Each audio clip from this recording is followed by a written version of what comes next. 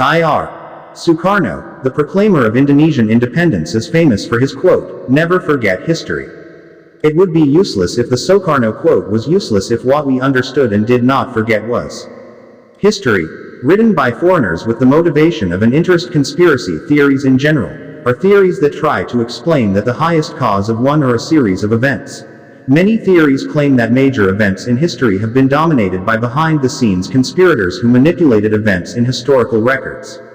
Conspiracy is a covert and often deceptive effort, planned secretly by the powerful with a systemized propaganda process, has no short-term effect but has a great effect in the far future, mentality, generations after. So that publication is formed based on the intention of a nation's conspiracy to label another nation from the subjective interpretation of its historical records. As a result, it becomes status quo, and the victim is the nation that is labeled, because it is dogmaed by historical records have the status quo even though it is ambiguous. Another opinion about the conspiracy theory is something disguised reality, and can only be seen in the know and uncovered by those who have researched very deeply. On the contrary, for those who are uncovered, it is induced as impossible, something that is impossible.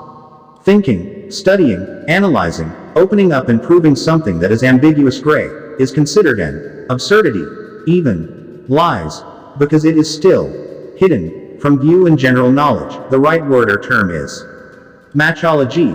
This is the output that is expected in the previous conspiracy, and it works in this time. Then gradually after a conspiracy against the labeling of history was uncovered, based on science and academic tests, and it was clear that the true history was true through objective reconstruction, then an effort was needed to cover up what would be seen and uncovered.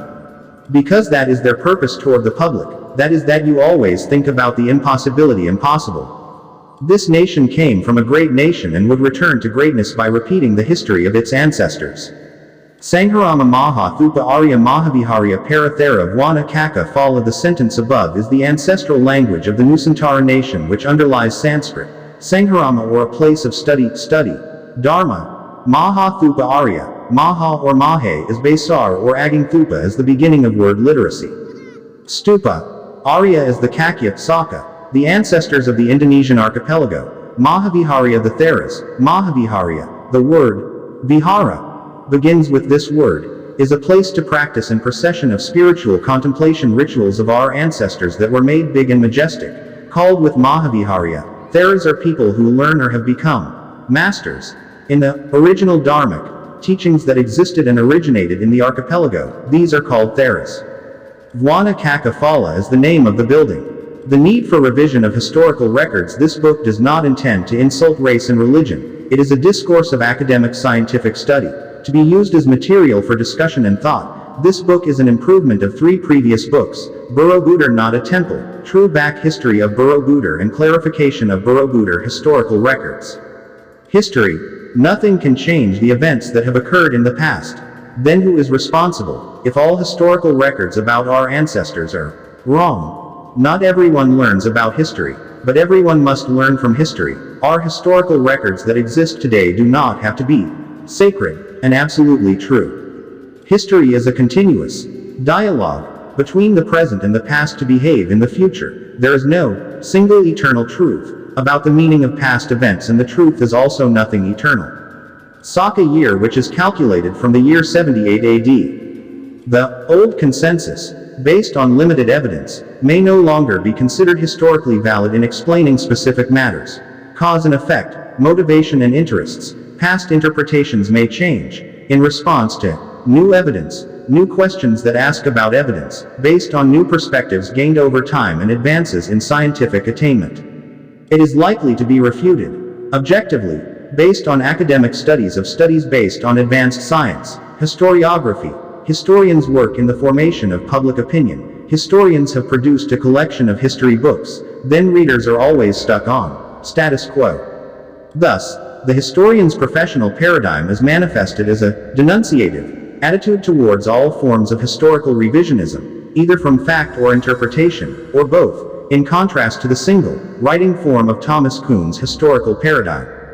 The social sciences are characterized by several paradigms stemming from the tradition of claims, counterclaims and debates on the grounds of research, of the resistance to revised historical works that present a comprehensive, historical narrative. Revisionism is a natural process of history itself, works to restore the truth of the past, to change the future to be better. Most of the world's historians revise and update their descriptions of the distorted record of personal, ethnic, national and interest subjectivity. Philosopher Karl Popper. Each generation has its own problems, and therefore, has a strong interest in historical events and its own viewpoints. And every generation has the right to view and reinterpret history in their own way. After all, we study history because we are interested in it, but history cannot serve any valid ground if under the influence of the notion of subjectivity, and we should not think that our point of view is also correct, that we have reached a level of objectivity that makes it possible to present past events as actually taking place. Historical revisionism is the means by which historical records, the existing history of peoples, as understood in their collective memory, continually incorporate new facts and interpretations of events commonly understood as history. Historian James M. McPherson. Revision is the source of life, of historical knowledge. Search endless historians only to understand the past only. Revisionism is what makes history important and meaningful, to build tomorrow. Without revisionism, we might just be stuck with the picture, reconstruction, of subjectivity. Without revisionist historians, who have researched new sources and asked new nuanced questions, we would still be mired in one of the stereotypes of meaning. Indonesia needs historical revisionists, who rewrite the historical facts of their ancestors, historical writers written so far. They are dominant, the fact is they want to rule this country. Break his past knowledge and master, so the historical record that exists today does not have to be status quo and sacred, is absolutely correct. Whoever can't learn from 3,000 years is not making use of his intellect, and the only thing we learn from history is that we don't really learn from him. History, in English, means the human past. Another word that comes close is Geschichte, which means it has happened. Historical research also relies on historiography, or a historical perspective, which is different from one another.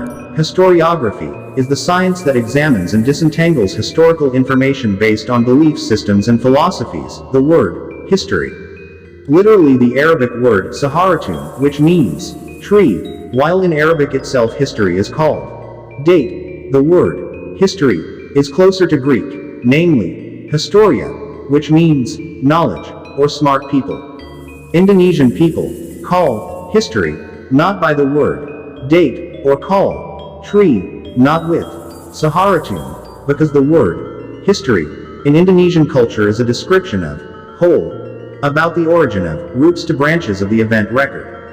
The Indonesian people are more straightforward and capable in defining and describing what history is, even though the documentary records are stored in Leiden. Another thing, history is written by the victors.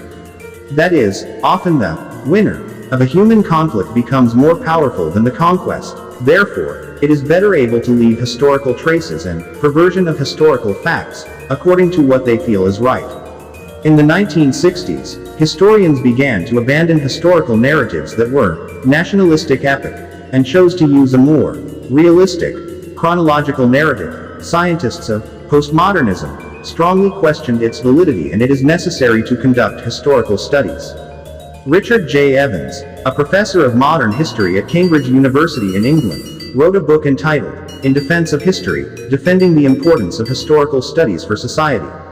According to them, history is merely a personal interpretation, and subjective to existing historical sources. Sukarno, the proclaimer of Indonesian independence, is famous for his quote, "Never forget history." It would be useless if the Sukarno quote was useless if what we understand and do not forget is history, written by foreigners with the motivation of an interest.